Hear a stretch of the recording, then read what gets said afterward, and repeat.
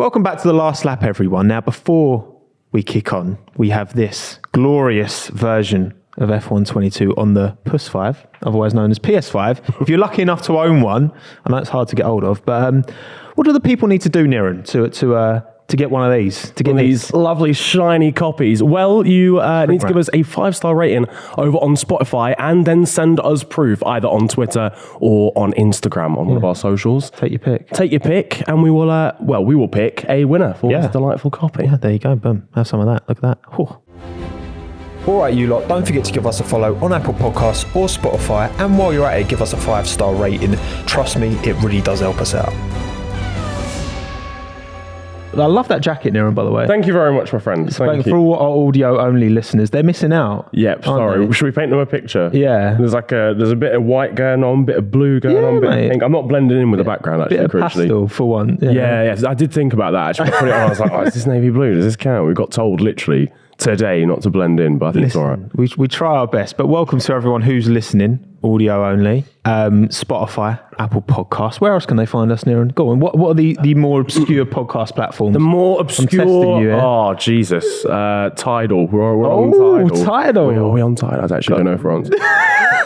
But either way, we're available in a lot of different places. YouTube as well, if you want to go and actually see the visuals, then go and subscribe to us over there for the live shows as well. Check out the clips, TikTok. Tommo refuses to download the app, but you should at home so you can check out the little bite-sized pieces too. But TikTok / at the Last Lap show on TikTok, I can just, like, on my laptop, it's calm. I can check everything. We've had a few bangers because we've come out with some sus takes over time, and hopefully there's some more bangers coming out of today's conversation. Indeed. Because we have a very special guest. Ooh. And you know what? The voice. I'm going to put it out there. The voice. The voice. The voice. Did you hear that? Even just that was sensational. Ooh, welcome to the Last Lap podcast. Harry Benjamin. Harry, how are you today, mate? I'm very well. Thank you very much for inviting me on the show. It's an honour to be here. And I guess first and foremost, and rather than me explaining who you are and what you do, I think it's probably best it comes from the horse's mouth. So Harry, why are you relevant? I'm going to ask you, why are you relevant? That's something I ask myself every day, and others ask of me too. But I work in motorsport. This year I'm a Formula 1 commentator.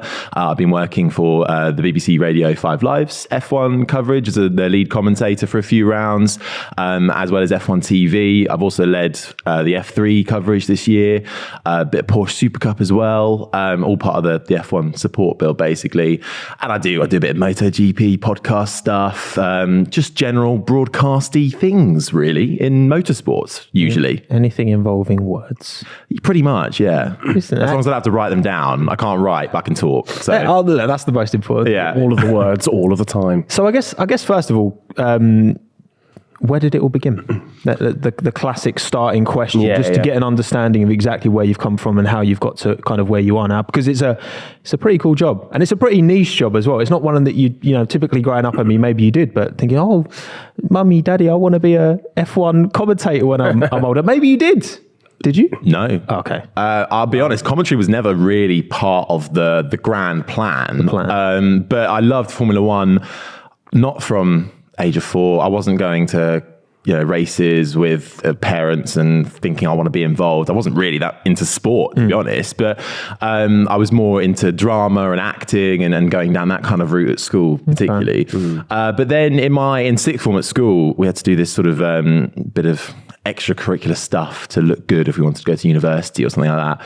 And at the time, I think maybe when I was 16 or something, so this wasn't until I was 18, but 16, then suddenly I watched a Formula 1 race by accident, really, because my brothers had left it on the telly after watching the football, and I just became hooked. I remember it was the 2011 Belgian Grand Prix, and really rogue first memory, but I think Bruno Senna was in the Lotus Renault and Jaime Alguersuari was in a Toro Rosso, and they qualified really well because it was a wet qualifying, so they were in like the top 7, and I was like, I want them to do well, because you knew they were the underdogs out of position, but they crashed into each other in the first corner, so that was really annoying. Sounds about right. Yeah. But that was like the first, I was like, oh, this is cool, and then I just started watching more and more, and then very quickly I wanted to go from, well, I like watching it, but I actually want to do something in it. So this extracurricular thing we had to do at school, it ended up being a journalism thing, and I started a blog, a WordPress blog. So every like Thursday afternoon, we'd have like 2 hours in the ICT room to come up with a few articles or whatever on whatever chosen subject. And I had this blog called Motorsport Talks. And I think it is still online. It's awful. I don't know how to find it. I don't know how to log in and like delete it all. But I just used to write these really clickbaity titles as well, and just try and like anything about Formula One. But I always like the underdog story. So I would write about Charles Pic in the Marussia, or Vitaly Petrov, or as well as the mainstream stuff. But I was like, that's all taken, so I'll try and like write something different, and just because I enjoyed doing it, really.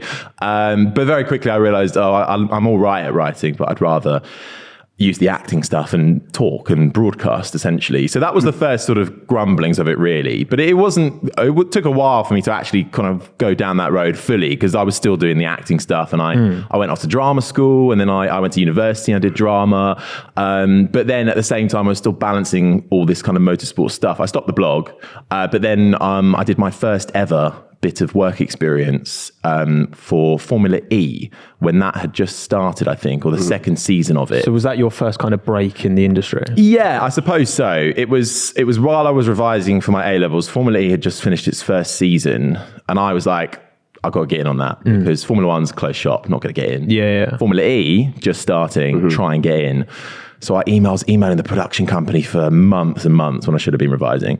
And I was, at the time I was telling them, oh, these are my predicted A-level grades, as if that was going to be the clincher in the deal.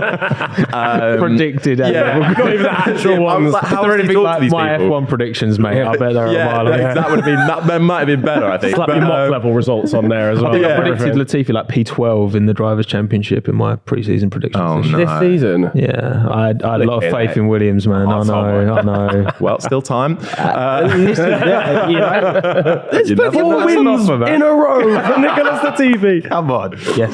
But you never know. But yeah, the predicted A-level grades weren't quite the way to go. But anyway, it obviously, the persistence worked. And then I got invited to Donington Park for the pre-season testing for the second season of Formula E. So this was 2015, and then the season was starting in 2016, I think, because they obviously run over 2 years or whatever, don't they, with those championships.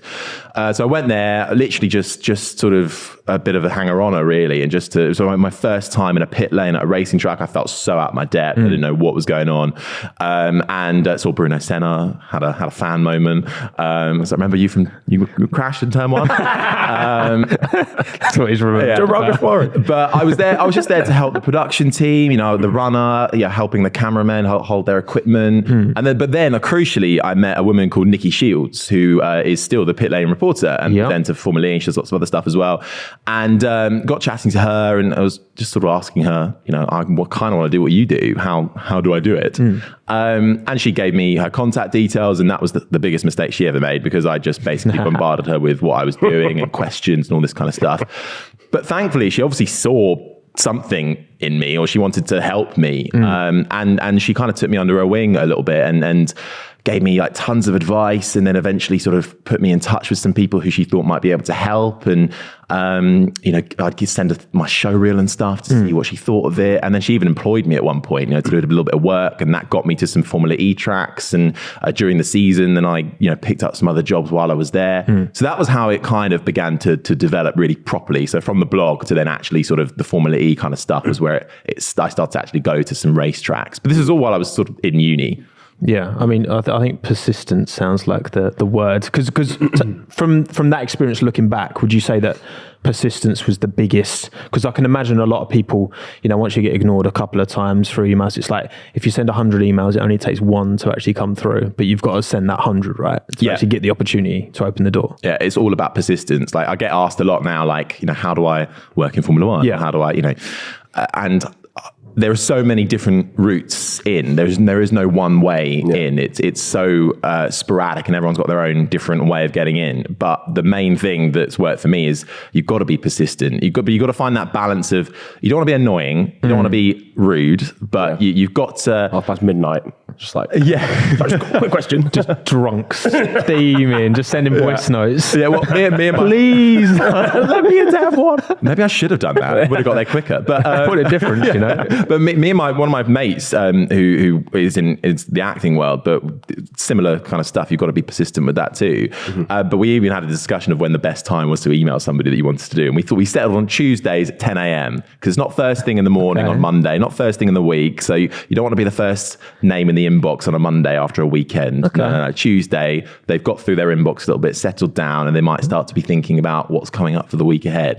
So got to think tactically about, so a bit of free advice. Write that down. Yeah, write that down. But as if I'm sending emails anyway. As if I'm organised enough to be sending emails regularly. But that's the other thing.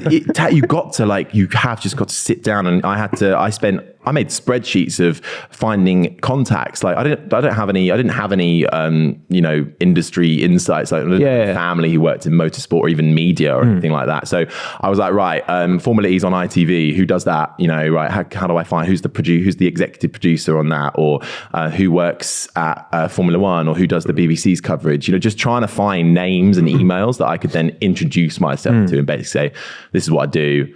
I'd love some advice, opportunity, stuff like that. But then, if I didn't hear back, I'd maybe give it a couple of weeks, and I'd set a reminder in my calendar 2 weeks on from when I sent the email to then follow up. Yeah. And if that didn't work, I'd then do it a week later. And then if still nothing, then I'd leave it a month, and just eventually they would reply. But if they didn't, then they didn't. I feel like that's the strategy I get from some of the, I'm sure some of these dodgy emails that you get about like these fake kind of brand sponsorship. Yeah, 1,000%, like YouTube. And it's like once a week, and then they'll wait a month. Yeah. And I'll be like, no, I ignored you last time. Hey, again, you must have missed me last time. We've got to do Benjamin School of email harassment. Yeah, I suppose so. It's a really tricky one, because it's so easy to. It's a bit like actually content creators, I think, because I think another thing I always say to people is, well, if you want to be on the broadcast side of things, create your own stuff. Like go out and just put stuff on YouTube. Or if you want to be a writer, start a blog. Or if you want to do a podcast, just start it.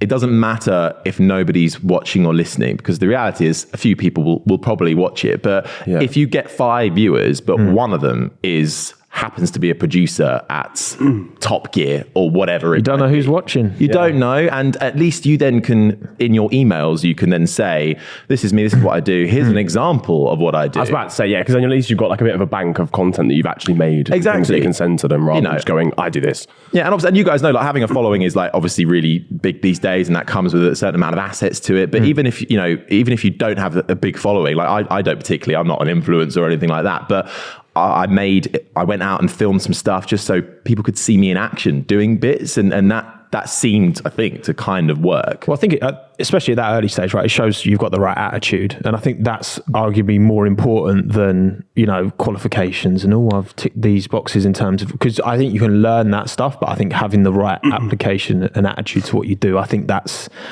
can't be taught as much, especially when it's a practical job. Yeah, when it's you actually doing things. Like you can go, I got an A in English, but like if you're actually good at commentating, if you're actually outspoken and whatever, then you're yeah. Because something I wanted to ask about commentating is that you turn the telly on and you hear this voice talking over, and it's funny because when you take that voice away, it's the same with football. It doesn't feel. It feels wrong. You need that commentator's voice to really tell the story of what's happening. Now, I know famously with certain, I think it's Clive Tilsley had that huge like A4 sheets of notes handwritten, and it's like crazy detail. Like how much preparation goes into a race, Brooke? So for example, last weekend, Suzuka, you were presenting on F1 Live. What kind of preparation goes into covering a race? It is quite a lot, and especially because I'm still, that was my 4th F1 race I've ever done, and they've all come in this year. So I'm still also kind of learning how to prepare, because it's like revising, like having a revision technique is so crucial when it actually comes to doing an exam well. You know, you can write thousands and thousands of notes and think you're doing stuff, but actually, has any of it gone in? So I'm still figuring that out. But essentially, I'll always have a track map, which is my like main bit that I clutch dearly to me. I've got notes on all the track. I've got red flag filler information, which for Japan was absolutely necessary. That was tough. I was literally going to ask. Tough for us, I'm sure it's time. Well, it was just literally random stuff like, you know, you prepare, but 20% of it is all you'll use, and the rest of it is just in case you need it. So thankfully in Japan, I did need that 67% of Japan is covered in forest land. You know, just I can chuck that one in there and we could have a bit of a laugh about it because it's like, it's obviously just a stat to fill the air. But there you go. Did you know that? No. So stuff about, I'd research stuff about Japan, the track, obviously watching a lot of stuff from the years gone by, like key moments, of course, Senna and Prost, but even stuff that happened back in 2014 or later than that as well. Just sort of, so I knew the history of the on-track racing just a bit clearer in my mind. I've got my driver notes and team notes that sort of stay, that I created right at the start of the season, but you know, they're rough bio, but it's all shorthand that I've typed up just so really only I'll sort of realize that, well, it's fairly simple, but like 33 PP would be 33 pole position. As long as you know what that means. Exactly. You know. I was going to say. But I'll update that with every race that I'm doing. And then I will go through the news from the last week. I'll go across all the F1 website and various other outlets and just be trawling through like the headlines and seeing what's good. And then I'll have a Google Doc basically of, you know, I'll start with Red Bull and all the Red Bull news, then all the Verstappen news, all the Perez news, and just go through every single driver. So there's something to say about every single driver. I may not say it, and I'll read the articles and I'll write down a couple of lines that I picked up from it that can give me a prompt just to sort of remind myself. So there's a lot of different kind of elements to it. It's a lot of watching stuff. Like I'll watch somebody's analysis of the previous race to see what they're thinking. I'll go through Twitter and see what's going on there. There's a lot of different stuff. Well, sometimes you've got to be careful with Twitter. But it can also be very useful at the same time. But equally, you've got to be careful, especially if you're on an official F1 broadcast. You can't just say what's being done. Pick up the latest F1 Twitter conspiracy theory. Well, you know, here's LHFan44 underscore with some more opinions. So you've got to be careful, but you know, I look at it and you know, because Twitter's a quick way of seeing information and teams update it with stuff like that. Or I'll go through all the drivers' Instagram profiles and just see if they've done anything interesting in the last week that it can throw in. Oh, it was Kevin Magnussen's birthday before the Japanese Grand Prix, you know, throw that in, why not? So there's a bit of like a note you can build on in it, like how well they do. You can. It's just all these little stuff. Like you can just say, if you're Kevin Magnussen's the first out of the pit lane and practices, oh, well, happy birthday, happy 30th birthday to Kevin Magnussen, straight out, first car out on track, FP1, green light, let's go. You know, just little bits that you just throw in. They give it a little bit more of a rounder edge. I mean, I think I'm not. I wouldn't call myself a know-all on commentary just yet. I'm still very much learning with every commentary I do. But from what I've done, I think, and from what I've seen, having all that information, even if you use it or not, it still informs your discussions or how you talk about a driver, or just knowing stuff about, you know, even the Honda news that came out before Japan. How they're going to increase their branding again back on the AlphaTauri and the Red Bull. just having that in my head, you know, spurred a whole conversation between me, Jolyon Palmer, and Sam Collins about, you know, how much Honda has improved from 2015 Suzuka when it was called the GP2 engine to now, you know, and then you have a whole discussion about Honda and Red Bull powertrains, and that leads you on to talking about Porsche and Audi, and you know, then that just leads and builds and builds. So it's conversation starters, really. What's it like working with Sam and Jolyon? Because obviously they're, you know, Sam's got an incredible like insight. His like knowledge, his wheel knowledge is second to none for sure. And then obviously Jolyon, ex-F1 driver, has that insight. I think his breakdowns are really good as well. Like, you know, what's it like working with those guys? Well, so Japan was the first time I'd worked with Sam, and he was brilliant because, especially during red flag stuff, you know, his technical knowledge is just. But I could listen to him. It's out of this world, but also he explains it in a way that is so understandable. That's it, yeah. Even my simple mind can. And that's the real skill. Formula One is so complex, and the cars are so complex. Like exactly, and he can, you know, I can pose a question about tires, and of course we were talking a lot about the intermediates and wets, and suddenly he'll go off and talk about how much water they dispense per mile, and use the equation of, you know, it's like a bathtub full of water that they're getting out of the way per second, you know, just making it easy to follow and understand, which is, you know, what Formula One's all about these so days. mad, by the way. Yeah, I know. I think it's exactly that, but it's something along those lines. Now I've just imagined like bathtubs being attached to. I could just picture myself in the bath, and then 1 second later it's empty. Exactly. The tire goes through.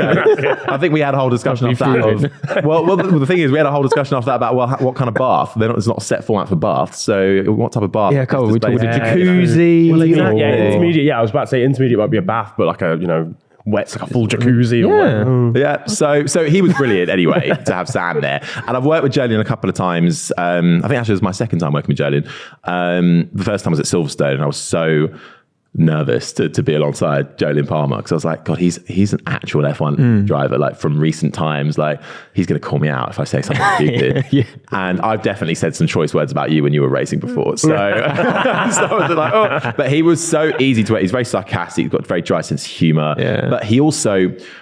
I've said this to so many people, and he knows it as well. He could be a lead commentator. I said, do you think Jolyon's got because he seems like he's still pretty young. Like, do you think you could see him being that position in the future? I think, I don't know if he'd go out looking for it. I mean, get him on, ask him. But if certainly he could, he could do it 100%. If somebody couldn't, if somebody's ill last minute or whatever and had to do it, I reckon he could do it, because he's got that perfect way of giving that driver analysis, which is so relevant. He's only one of a handful of drivers that are on air as pundits that have raced fairly recent machinery, him, De Resta, Button, Rosberg, off the top of my head, maybe Webber as well. So, to have somebody like Palmer who's raced alongside drivers that are still on the grid, it is so brilliant to hear his analysis. But then he also, much like Sam, he can equate it and not dumb it down, but just make it more understandable for a viewer who's just chanced on the coverage. And he's great fun to. You can have a joke, you can have a laugh at the same time. Like, I took the piss out of him for his 2 12th place finishes, like every second I got. So I was trying to think of different ways to introduce him. I was like, I can't keep calling you.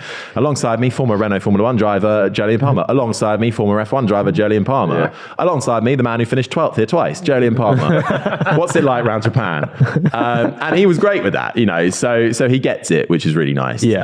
And him being really good makes you work harder as well, because you've got a good person next to you and you can have a good rapport. And if you all get on, then the broadcast is even better. Yeah, exactly. Have you been able to lean on any of obviously the more experienced guys, so Crofty, Martin Brundle? Like, have you been able to lean on them at all and speak to them to get advice onto how? Because also, what do you think it takes to be a great commentator like those guys are? I think your knowledge has got to be fairly on point, but at the same time, you're not the expert. Actually, you're kind of I see it as you're kind of the facilitator host, because if I've got a Jolyon Palmer or even someone like Mark Priestley or somebody of that ilk, they're the expert. They've been in the paddocks, in the pit lanes, working for the teams, actually on the track. So I'm not going to go in and say, well, this obviously means this and this is this. I'm going to pose it as a question and, get them to answer it, really, because they're the ones that are more qualified to do it. So that's what I feel like a good commentator does. They are able to host that conversation, but then they're also able to be an entertainer at the same time. Like, in my opinion, I know not a lot of people agree with this, but racing is a sport. It's also entertainment, and you can't flog a dead horse. You can't make a really boring race the best race on the planet, but you can definitely inject a bit of enthusiasm and entertainment where it might not be exactly that way, and just get people a little bit more hyped and into it. I was about to ask, actually, because obviously you come from like a drama background in comparison to like just a pure sporting background. And like, when I listen to, I'm a big football fan, and my favorite football commentator is Peter Drury, who is sensational. But his way of wording things is quite poetic. And I wondered how like that background for you has actually influenced your commentary style, and like whether it helped you like breaking down barriers when you first started getting into it. Yeah, I mean, I wouldn't call myself a poet, but I feel like I do. But even just like creating that entertainment, and like it's just I mean, the likes of Crofty and Alex Jakes are really good. They got these great lines they can just throw in. I always like, do you write that out beforehand, or do you just chuck it in there, or what? So I mean, I wrote a whole thing to say about Verstappen winning the title when he crossed the line in Japan. But of course, that went all out the window during the Japanese Grand Prix because none of us knew he'd won the bloody title. So we need to talk about that as well. We do. So that's a whole nother thing. But I think it did. I think it helped me. I came from a music radio background as well. I mean, motorsport was always there because I'd done that work experience and social media, and I'd worked my way up as a runner and I was a production assistant. I came up, I hadn't done much commentary before I became a commentator, but I'd come up the other route, I suppose, the behind the camera route, and then managed to make the switch and jump in front. But you're right. It helps me come up with great intros to do.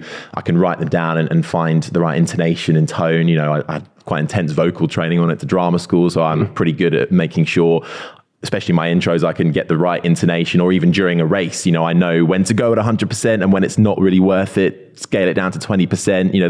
That's the key for a commentator. You can't be up here all the time or down here all the time. Because that's something as a viewer, you definitely don't have any appreciation for unless you understand. Yeah. Like you know what a commentator's voice sounds like, but there's theory and there's meaning behind why it is the way it is, right? Yeah. Totally.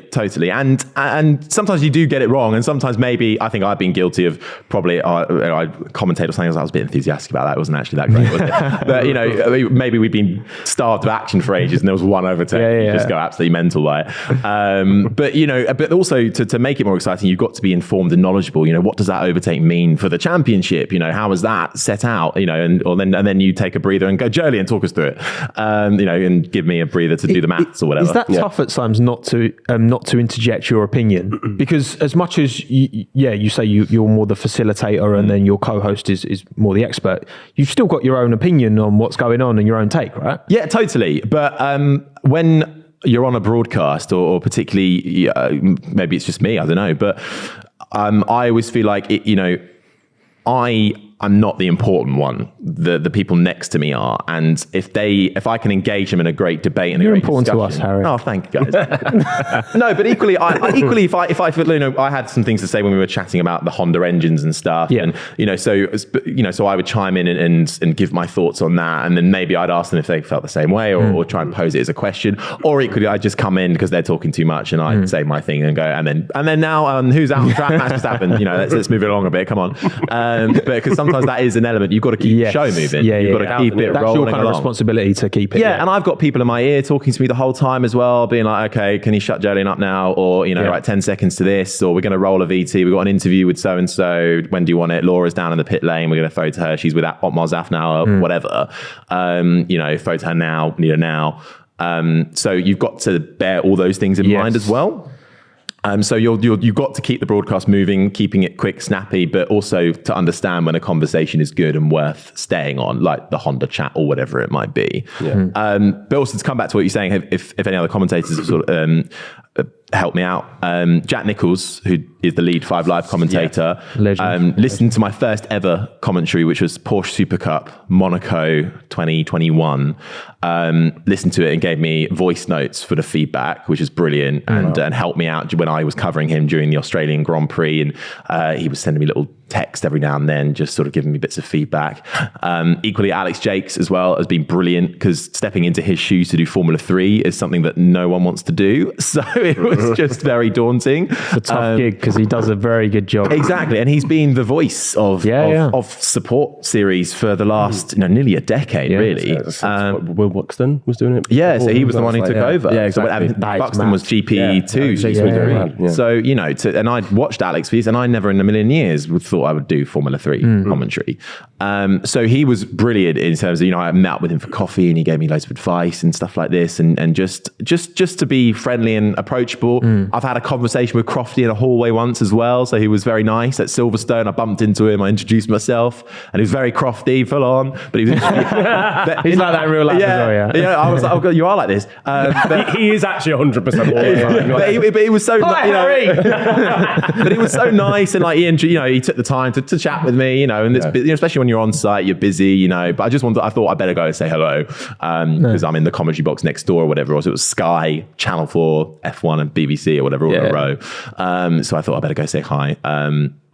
So everyone's been very, very nice and welcoming. You've got producers as well who give you feedback and things like this. So you know, it's nice, but you know, it's a tough gig, and it's a tough world as well. You got to be on it all the time. Well, shall we ask about what happened at Suzuka? Yeah, because you mentioned it briefly, and obviously, we were doing our live show for it and had no idea what was going on. But we were in vision the whole time, right? As well, so you can't even. I was sweating my nuts off by the end of that. Yeah, honestly, I think the only thing that was getting me through was the Red Bull, like the constant not Red Bull racing. Red Bull racing. No. The unidentified energy drinks that I've been drinking at Scullin at 4 a.m. But yeah, obviously that was such a confusing situation, and we kind of got the vibe that a lot of the journalists on site didn't know what was going on and didn't understand that it was going to be full points. Even Red Bull as a team weren't entirely sure. How did that play out? The official F1 Instagram, didn't know. Said reduced points. Yeah, what did you know?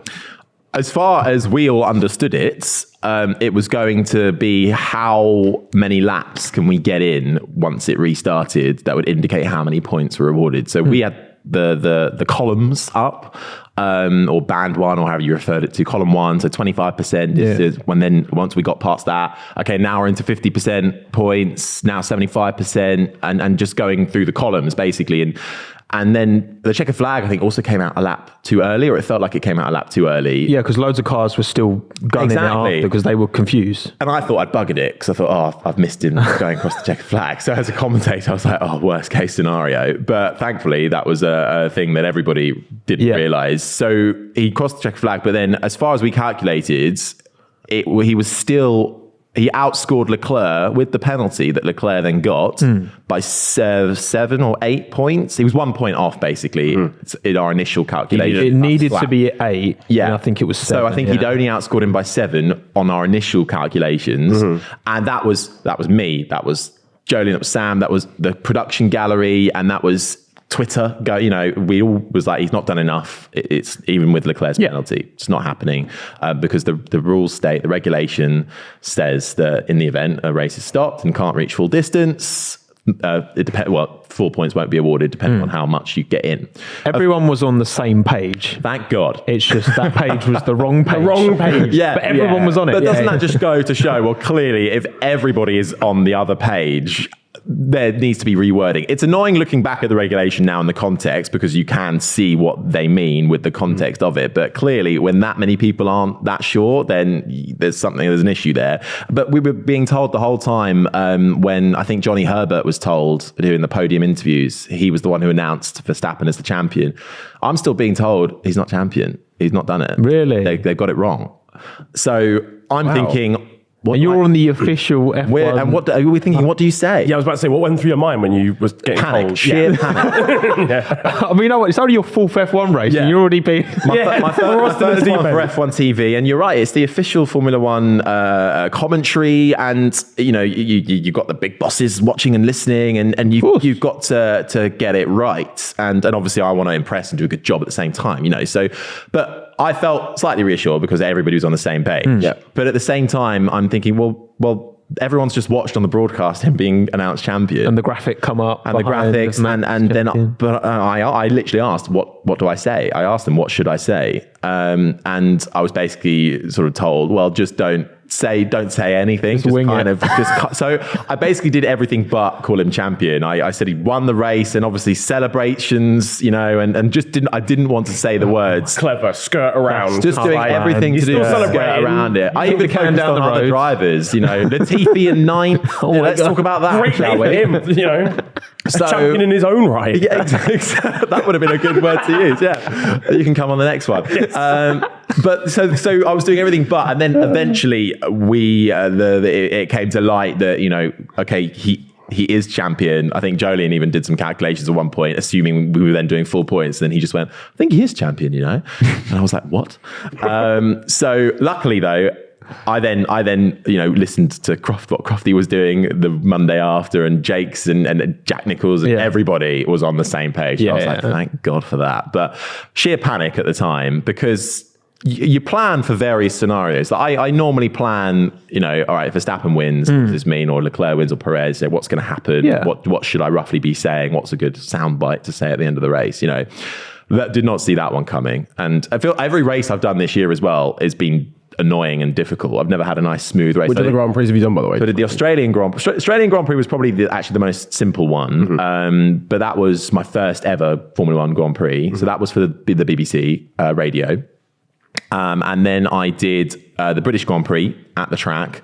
And of course, that was the huge red flag for Zhou Guanyu, who crashed into turn one. So suddenly you're on air, you're still on air and you're on radio. So no one is looking at any pictures either. So you're having to be a lot more descriptive on the radio as well. And equally, such a huge accident. Yeah, difficult as well. You don't know the condition of the driver. Exactly. So you and have to describe the crash and it's a little bit. And there are certain guidelines, especially when you're on a broadcaster like the BBC, that you've got to abide by as well. You can't just assume things and you've got to follow the regulations. And we were being fed information the same as everybody else. But also at the same time, when you're on 5 Live and stuff like that happens, I also had to, at some point, I'd be mid-race or whatever when we restarted, and you'd be told, all right, we've got to go to Jessica, who's at Wimbledon, to give an update of 30 seconds. Yeah. So suddenly you'd be in the middle of a battle and Hamilton goes through on both of them in the final corner and it's lap 47 and Jessica's at Wimbledon on centre court. And then you just have to wait 30 seconds while they would do their thing. And you'd be like, right, let's just hope nothing happens for the next 30 seconds. And then, but that's part of the 5 Live's offering, obviously, because they're a huge sports network in the UK. So you've got to do that. And it is quite nice in a way because it gives you a little breather. And equally, on the other side, if you're not on main 5 Live, if you're on the BBC website or 5 Extra, you are the one feeding in. So you have to stop your sort of live commentary and then go. The BBC will throw, the guy on 5 Live or whoever it is will throw to you, and you've just got to recap everything that's happened in about 30 seconds and then pick up from where you were. So everyone who's listening to you regularly will be like, why has he just stopped? And now seeing a recap. But the listeners get to know what's going on, the reason why. So it's quite a challenge. It's such a different challenge to normal commentary. Yeah, I can imagine. So sorry, I got sidetracked there. So British Grand Prix and then Hungary, which was the strategy nightmare of Ferrari, trying to understand why they'd done that and if they'd played a blinder or not. And that was the latter. Of course. And then I did Japan. Yeah. So but equally I was doing stuff like the Formula 3 finale as well to come a few weeks before that, and that was a nightmare as well because that was decided in the pit lane after a red flag, and there was a point between it. About 14 people that could win the championship. Well, exactly. And then there were penalties and time penalties applied, and you were like, well, how does that work? Are they going back to how many laps are they going back to when they were on the track? That was with Victor Martins. Yeah, so he won the title in the end. Deservedly so, but it was stressful. Well, he was saying after, he was like, I hope I don't get Hamiltoned in terms of it kind of being taken away after. I think because I can understand why, but it'd been a mega season of Formula 3. Like it was, if you don't watch Formula 3, watch Formula 3. But it was so good. And he was more of the experienced driver, so he was, I suppose, the favourite to win it. But he was kept honest by the young guns. So Formula 2, I'm imagining they'll be stepping up next year. I think that's the plan for them anyway. That will be mega, amazing. It'll be mega, one to tune in for sure. But though the Grand Prix then that I've done have not been the easiest ones either. So but I suppose that's the best way to do it. It's going to learn. You're going to learn more from these instances because if you can deal with those, you can deal with anything. Exactly. Those ones, The other difficulty is I'm dyscalculic, which is dyslexia, but with numbers only. So nobody believes you when you say that you are that, and they're like, "That's not really okay." But it is. So I've got to look at a lot of numbers, so hundreds, tenths, thousandths, and trying to work out championship standing orders and all this kind of stuff. So that's a battle I have to try and make sure I'm not mucking it up essentially, and I put the right number in because I can misread numbers really easily, or it's similar to what dyslexia is for the written language. Dyscalculia is for numbers. So it's not awful, but I had those moments where I had to take a little bit longer just to try and work that out. So I put in mechanisms to try and do that. I was going to say, So like I have a spreadsheet where I can just put a number in and go, done, and that's what he's on. Okay, great. I'm going to go with that, and then I'll double check with the gallery. Is like, I've got 127 points. Have you got that too? And then we got that. Okay, great. Okay, he's won the title. So there's lots of challenges to it, more so than meets the eye when you're just watching it on home on your sofa. Yeah. Well, so because obviously you've done a lot of commentary, and again you've just started F1, but you've done a lot of junior Formula outside of that. Is there a particular commentary moment that kind of sticks in your mind as being the most exciting thing you've commentated on, or not just race? It could be like a specific moment that just really sticks in your head. Well, Japan will stay in my mind for a long time. For maybe the wrong reason. But equally, I think that moment at the British Grand Prix where Hamilton overtook Perez and Leclerc coming around the final corner. And they ran. That was goodness me. You know, that was, you know, I was up on my feet, you know, going, and he goes through as well. Better than that. But so that was mega. Equally, there was a Formula 3 race, which I always talk about, which was Imola, where there was a guy called Zane Maloney, who was on course to get his first win. The boy from Barbados. He was leading under the safety car, and I think coming into the penultimate corner, I think it was, he was about to restart, and he lit up the rears, just span round the grass. It was such a slow lost in the championship in accident as well. Yeah. And equally at the same race, there was, I think, a lap after that as well. There was again, final lap, final corner, two cars, hit each other, spin, have to avoid, and then suddenly a guy who's never won a Formula 3 race has suddenly won it in Roman Stanek. So you're having to go, and he's spun, and he's just about avoiding out of the way, he's fallen down the field, and he's won, and and you're like, oh my god, and breathe, So that was a special moment. So it's hard to pinpoint one. I know you always ask, but it will probably be the Australian Grand Prix, just because that was my first ever Formula 1 Grand Prix. Just purely for those reasons. It wasn't the most entertaining of races, but just to be sat there to do, I tried to come up with my little phrase to do, like, lights out, away we go, or whatever. Okay, I was like, just to say that. What's yours? So I do, it's all eyes to the lights and foot to the floor, and we're racing in Australia or whatever. I like that. So it's all right. It's all right. But all the good ones are taken. Decent. So, you can't do it's lights out, away we go. Wasn't it, who coined, because it wasn't, I'm sure it wasn't Crofty who coined lights out and away we go. No, it was Ben Edwards. It was, Ben Edwards. Touring cars, wasn't it? He used to do touring cars. He was F1 for a very long time. He did BBC 5 Lives, then he moved to Channel 4. He now does 10 races for F1 TV. He retired at the end of last year, I think, and then Alex Jakes replaced him at Channel 4, but he didn't want to travel as much, so I think he still wanted to do a little bit of commentating. But he was the one who initially coined it. I didn't know that until somebody told me that. And I was like, oh, okay. I remember I saw it on Twitter a little while ago, and then I was like, hang on, is that right? And then I looked for some old Ben Edwards commentary on like BTCC, because I remember his voice from, because I got into BTCC probably before I got into F1. Oh, really? That's the first kind of motorsport I remember. Like the old Cox and that. Early Plato days and Andy Prio and all that. Like that was kind of, and I was like, oh yeah, he said lights out and away we go, Crofty, you thief. Ben Edwards, the nicest man in the world. Like he is so nice though. Like he's a brilliant commentator, but he's been there and done it as well. But he's just a nice guy. But he's underrated. He doesn't get the plaudit that he deserves because he's one of the OGs and he's one of the best commentators around, in my opinion. I just love him on Channel 4. I just watch actual Channel 4 coverage instead of Sky sometimes. So but he's got an holder, and then Alex Jakes has come in. But Ben Edwards is underrated massively, but he doesn't need to be rated because he's Ben Edwards. Yeah. That's it. Does bits. Also, I wanted to ask, with certain instances, and particularly in motorsport where it is a dangerous sport, and we all saw it obviously with Roman Grosjean's crash at Bahrain. As a commentator, how do you kind of prepare for instances like that? Because to less of an extent at Silverstone, where Joe's accident could have been a lot worse. How is that in terms of a preparation point of view for you? Because it kind of goes on the commentator then when they're kind of not showing what's going on, and you've just kind of got to keep that going. That must be like a tough thing and have you had to have that to any extent yet? Yeah, well, Joe Guanyu, Silverstone. We also had, even in, where was it? Japan and the tractor. And you're thinking, obviously, thankfully there was no incident there, but we had very little information on that. We hadn't seen it on the live broadcast. I'd only seen it on social media. So you're just not quite sure how to respond in those circumstances. But the Silverstone one was probably the first one where I was like, oh, right, okay, seat your pants time. Don't say anything stupid. You can't say he's okay, but you can't say he's hurt because we don't know.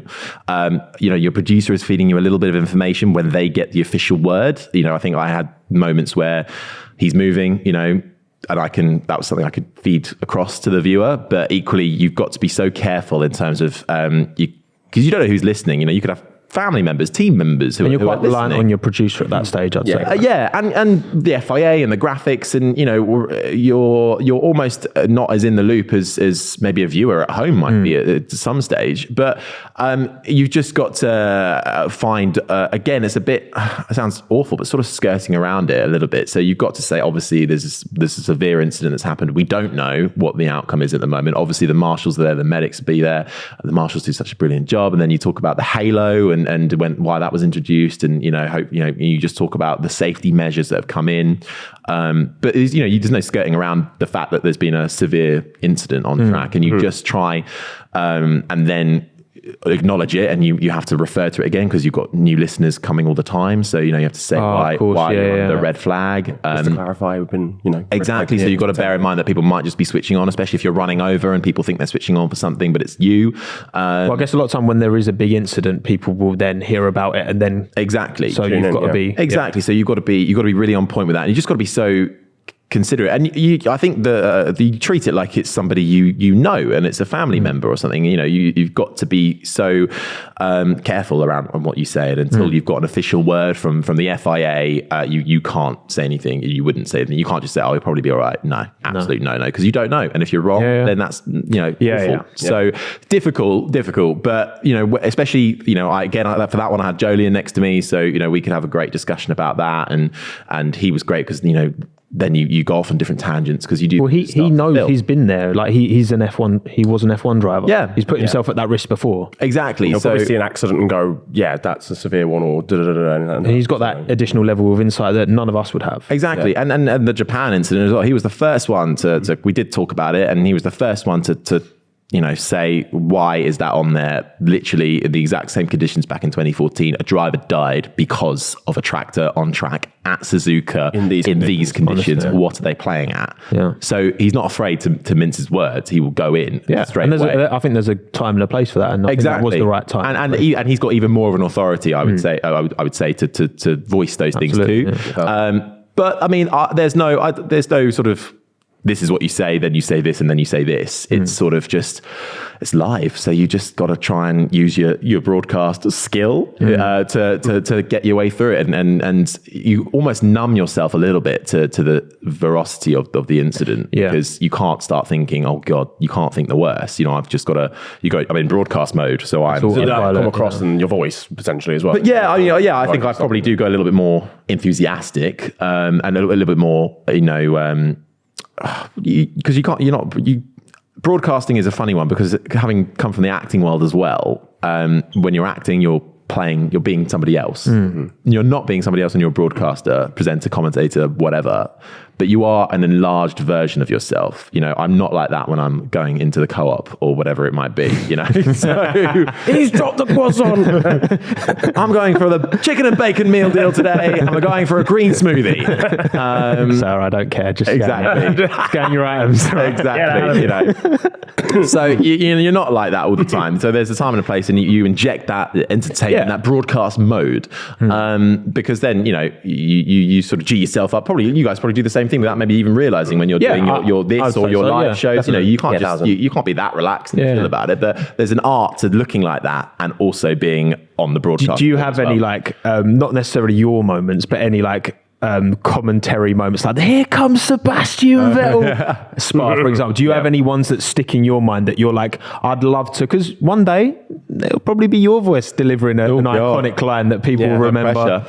The one that sticks out for me quite a lot, and maybe just because I was researching into it for Japan, Sebastian Vettel's engineer, Rocky, back in the day, had such a distinct voice.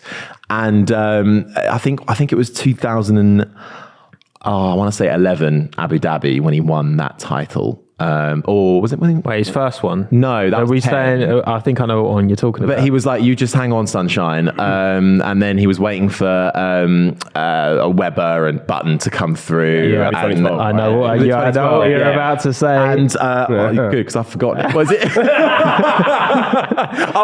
Du bist Waldmeister, whatever it is. Weltmeister. But when that obviously is a major moment that sticks out in my head. But if I can get it right. But that, and just his tone of voice, and just like Rocky had become and Vettel were like a package deal. So every time he won, Vettel, and when Vettel won, even though he was dominant for so long, it always felt like he kind of won for the first time. But that 2010 season was tough. Like he wasn't leading that. 2010, 2012 was also really tough as well. Yeah. So 2011, 2013 were easy for him, easy can be. But though 2012 is still, in my book, one of the best seasons in recent time. 7 different race winners from the first 7 races. Like that was like, you don't get that anymore.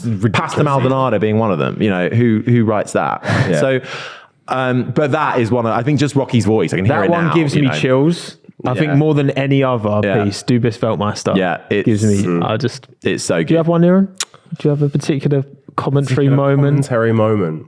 My one from this year would be Crofty when Hamilton. Here comes Hamilton. Because it's, you know what it is as well about so good. About Formula One now. I actually love the fact that you can hear fan reaction as well. Yeah. It's like when a goal goes in football. Like you want to hear like the crowd and the limbs and the away end and whatever. But like you hear the roar of the crowd and it just adds so much. I get goosebumps every single time I hear that. That was I have a terrible memory, so I don't know what mine would be in all history. But ironically, I have a terrible memory as well, so it's not great when you're a commentator. What happened last year, lads? Well, that's why the prep takes longer. So you have to go back and go, what happened last race again? Okay, that's the job of your co-host, right? Exactly, yeah. If I don't know something, I'll just ask a question and I'll Google it. And then also, Harry, while you're here, I suppose we should, because last podcast we filmed last Sunday after the race. Since then, we've had one bit of kind of news, I guess, kind of confirming what we already knew. Confirmation, exactly. So I want to kind of get your thoughts on what you think, because we've not heard much more, but we know that Red Bull have exceeded the cost cap by less than 5%, a minor overspend, and Aston Martin a procedural breach. Williams did a procedural breach, already got fined 25k for that. We don't know anything more than that. FIA just kind of dropped that bomb and then walked off. They didn't say there's still all these potential punishments. I guess first of all, what do you make of it? Are you sad, disappointed? There's how many MVs minus MV0? That's outrageous. That's so rude because he's already won MV minus 2. It's a shame for Verstappen because he just can't win a title without controversial circumstances, can he? I think what now is happening is they're going back through the books essentially and the accounts and seeing what Red Bull have said is included in the cost cap and what is not included in the cost cap. Because what the words that Christian Horner is using, we have interpreted it in a way. What way is that? Have they included something that should have, or have they not included something that should have been included? How are they wording things? I know there's a lot of stuff going on about the catering. I don't know where that came from, but I think that's a bit of a meme that came from somewhere. I was Googling it and I was asking my journo friends, I was like, where is this catering thing? It's all over F1 Twitter. It's hilarious, but I was like, is that true? Their accountants just like slapped a front wing down as like a ham sandwich, just like, just expense it as that, mate. Because the things that are included in the cost cap and aren't included, they're fairly categorical, but there are some things like travel and transport. One's included, one isn't. And you're like, right, okay, well, what does travel consist of then? Does that include the food? Does that, how does that work? So basically, if it's found out, I think that they have gone over, then there has to be a blanket punishment because every team will then think, wow, well, we can just go over by under 5% and be fine. I think Mercedes were like, if they don't get thrown out the championship, then it's worthwhile. Worthless. It's worthwhile for them to then break the contract moving forward. You might as well do it. You might as well do it. If you just get fined again, they've got all the money in the world. And if they spent the full 5% or whatever, that can bring you seconds of time. 7.5 million. That could bring you a brand new floor, and that can fine you half a second. It was kind of estimating crash damage from last year, and it was estimated that Mick Schumacher caused the most, and it was just under $5 million. Well, if imagine all those crashes, he had a lot of shunts last year, right? All of that crash damage is like $5 million. That and this year, but that's $5 million. Well, if you overspend by 5% or less than 5%, that's still $7.25 million. So that's a lot of money potentially. What I don't get is that I thought the teams and the FIA, as the season was going, it wasn't like something that's just, because I know they submitted their accounts at March, right? March this year they submitted their accounts for 2021, but I just assumed and I'd have thought with the first year of this budget cap, you'd work through it, just like when Aston Martin brought that rear wing upgrade. And that was something they'd worked with the FIA and were like, can we definitely do this? because you don't want to bring an upgrade that you've got no idea if the FIA are going to allow it or not. So they worked with the FIA and were like, oh no, technically that is allowed in the rules, so we will let you do it. But I just thought that was the same for the cost cap. But yeah, it seems that all of a sudden they've got to the end. So I don't know if there's a get out clause here for Red Bull. Well, there will be in terms of what punishment will they be given, because there was a whole list of punishments. You mentioned being thrown out of the championship. The extreme. I find it hard to think that will happen, even though a lot of teams' principals have sort of said, well, this is the equivalent of, going back to Spygate and McLaren and Ferrari and, being thrown out, losing all their points and being fined. They'll probably have to pay a fine. Will they lose constructors, drivers' points, one or the other?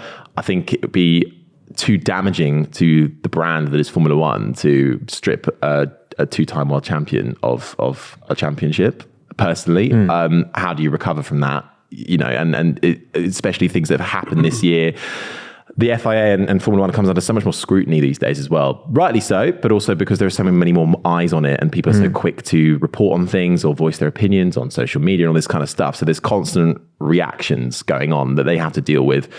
And it could be, you say, how long has it taken them to go through all of this? So long. It could simply be down to a logistical issue. There aren't that many people who are in this department for the FIA. And then you think, well, you should probably get some more people. But it's the first year of doing it, It's been 7 months since these accounts were submitted.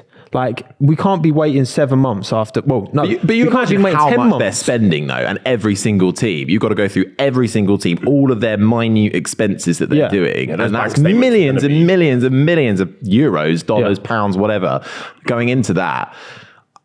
I don't think they've taken ages to do it. To be honest, I think because I've spoken to some various people on this, and some people seem to think that they could, if they wanted to really, because the cost cap is such a huge thing, and if they're going to take it seriously, they need to put the resource behind it. Because what I just don't like, I don't want to get to 10 months after every season's finished and be like, oh, potentially we could be reversing. There needs to be. They can't leave it till the season's over, and things have been done. Which I think, hopefully, now that it's been announced, a few races towards the end of the season, and they have left us a little bit in the lurch. As you said, they've dropped the news and now they're gone away again. I like to think the next bit of news will these few weeks that we've had as a break between races has been the time where they're going through the books and thinking about, right, okay, what do we do here? They're hearing Red Bull's side of the story. They're hearing from other teams. I think Zach Brown said he even wrote a letter to the FIA expressing how wrong this is. I'm not happy. Pretty much, yeah. And then he gets in Senna's McLaren and races around in America. But but that's how Formula One works, isn't it? But I hope, and I think they should have something announced before the end of the year. Oh, please! But this is Formula One and the FIA. Please. Things aren't easy. Please. Well, so if they don't take a championship away, what would you think's a fitting? If we're going to go hard on them, I agree. Yeah. I think you've got to go hard. Otherwise, there's no point in having it. Yeah, I think it's almost even not necessarily about the actual gravity of what they've done. It's more of just setting a precedent, isn't it? Because again, otherwise you'll just get teams going, well, it's worth a 10 million fine. We've got money in reserve. I think either they severely reduce the amount they can spend for the next year, or they reduce the amount of testing time that they were going to get. They're already, if they finish at the top of the standings, going to get the least amount of wind tunnel time. So if you restrict that even more, it's going to have maybe not an immediate effect, but it's going to have a knock-on effect for a couple of seasons while they try and, maybe they've benefited from having more money at the start now, but then they're going to have a severe reduction on it and pay the price in the long term, which is actually arguably worse. Yeah. Well, I think that's the severity you go to. I think you start interfering with drivers and team championships being raced out on track. To me, I don't know, that seems a bit dodgy ground to me, because I hate stuff. We all do hate stuff being taken away or given to somebody after it's actually happened on the track. It was so good in Japan, that Leclerc penalty came straight away. Yes. That brilliant. All right, he's third. That's how it is. Yeah. Step out the car. Yeah, no, just move it. Just park it. Yeah, do you want to just slide along a bit, mate? That kind of quick decision making, I think, has to be encouraged and done more of. Agreed. But I think that's what I would do if I was the FIA. But thankfully, I'm not the FIA. So What about Niran FIA? What would you? Niran FIA, the NIA. The NIA. What would the NIA do? I would probably go with a similar route. Obviously, like, you got to find them realistically, but just doing that alone, again, is not going to set a good enough precedent. Because the thing as well, like, it's obviously a gain for the season in which they broke the spending cap. But it then benefits them moving forward as well, because you have a better base that you couldn't have afforded the year before if you actually stayed within that budget. Whereas, again, like, taking away wind tunnel time, reducing the budget for future seasons, then kind of rebalances that almost, because they're going to then struggle for future years. So I kind of agree. And take 70 points off in the Constructors' Championship. And that. Yeah. What would you do? Ballast. Yeah. That's the touring car talk coming in there, isn't Ballast, it? mate. Yeah. Chuck ballast on the car for next season. Danny Kvyat has to sit in the car. Equivalent to how much? Equivalent to how much you've overspent. Just ballast on the floor, just above the floor. Just spread it out. Weigh them down. Yeah, and then say you've gone 5 million over. That's 500k. Oh, not 500k. That's when you know, though, if the driver really can make the difference. If you've got a car that's actually got ballast. I think some kind of sporting penalty, I just feel like it's going to, like, a fine, whatever, like, teams can pay off fines, and whether you take that out of the cost cap, maybe. But I just think just introducing additional weight, they're always trying to save weight. That's why they're not running any paint on their cars. The cars are so heavy now as well. They're too heavy. Yeah, I make it heavier. I honestly don't think... Make them suffer for their crimes. I don't think it would get round the what's it called? The Monaco hairpin. I don't think... Good. Yeah. Well, that's just park. Don't overspend then. You got to park, get it's your out, problem, bro. And then get back in and go. Get it on a trolley, spin it. And Listen, look, the F1 wouldn't be ready for me to take over. I'm sorry. I would be here for it. I'm not going to lie. Yeah, man. Why not? All right, should we wrap it there, boys? Yeah. Been solid stuff. Almost an hour. Had good fun. Yeah. Time's flown by, Harry. Thank you so much for joining us. Thank mate. you. Did I answer the question of if I was relevant or not? Or?